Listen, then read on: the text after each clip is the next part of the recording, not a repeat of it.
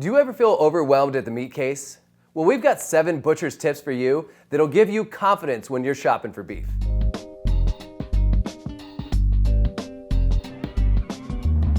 Here in the test kitchen at Certified Angus Beef, we're all about giving you insider tips. And today we're going to talk about the meat department. We're going to start with the butcher counter. The people working behind that counter are a resource of knowledge that you're probably not utilizing properly.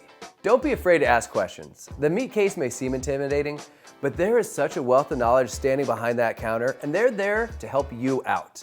If you want to make a beef stew and you don't know what to use, ask your butcher. If you want to grill a steak and you don't know what steak is best for you, ask your butcher, because they can help point you in the right direction and give you the perfect cut suited for your cooking needs. So that's tip number 1. Don't be afraid. Get comfortable with going to the butcher counter.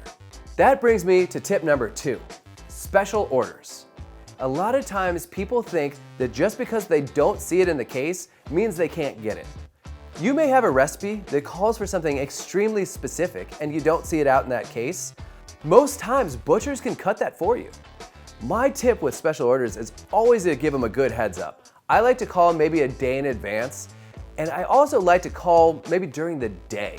The reason for this is a lot of times you have your manager or maybe the person doing the ordering or cutting there in the morning hours.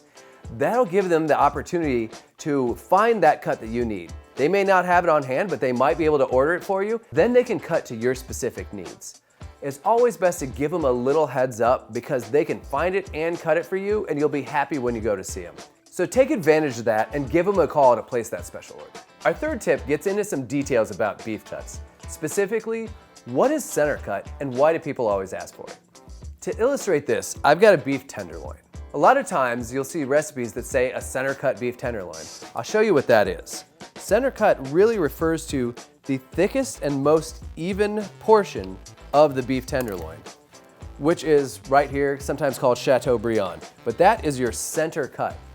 And then what about the rest of this? It's still beef tenderloin. The quality is still the same. I'll cut a steak from this end here and compare it to the center cut. You can see the center cut, it's got a very consistent shape. Well, on the other end of the tenderloin, it's still just as tender. It just doesn't have the exact same shape, but there's nothing wrong with that. Center cut is really just a specific part. It doesn't really refer to quality. You may want the consistency of a center cut for a specific recipe, but don't worry if you get a steak that isn't center cut, it'll still be just as delicious as the center cut. You might see the butcher asking a premium price for anything labeled center cut, and you can see why. It represents such a small portion of the overall piece. For our 4th tip, we're gonna talk quality. Now, all beef is inspected by the USDA for wholesomeness and to make sure that it's safe to eat. But when you're talking quality, you're talking about beef grades, which the USDA defines as select, choice, and prime.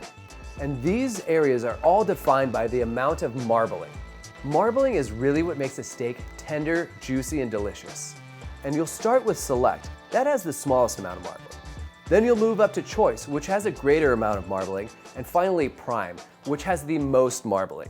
The Certified Angus Beef brand lives in that upper choice and into prime. That way you'll always know that you're gonna get a tender, delicious, and juicy steak every time. For our 5th tip, we're gonna specifically talk about ground beef. A lot of times you'll see things like ground chuck, ground round, ground sirloin, and those are referring to a specific cut of beef. As in, ground chuck is something from the chuck that is ground for ground beef. What most people really need to focus on is the percentage lean. You'll see that in numbers like 70-30, 80-20, and up past the 90s. And those are all referring to the amount of lean compared to fat. And here in the test kitchen, we love using 80-20 for things like burgers or maybe even meatballs. 80 just has a nice amount of fat to keep it good and juicy. Something like a 90% lean is great for sauce or maybe something like a chili where it's cooked in a liquid. Moving from grinds, let's go into tip number 6, which is everybody's favorite conversation, steaks. When you're looking at packaging and you see something labeled a steak, that doesn't always mean it's great for grilling. Simply put, a steak is a slice of beef cut from a larger roast. If you see a bottom round steak, that means it's a slice coming off of a bottom round roast. Typically, you use a bottom round roast for a pot roast, therefore the steak would maybe make a better stew than something that you would grill. A ribeye steak, for example, is cut from a rib roast. That's why it's tender and juicy and best cooked over high direct heat. When it comes down to it, a steak is just a sliced portion for one, whereas a roast is really for 2 or more people. Steak doesn't always mean throw it on the grill. Our final tip is about saving you money. It's always best to buy in bulk.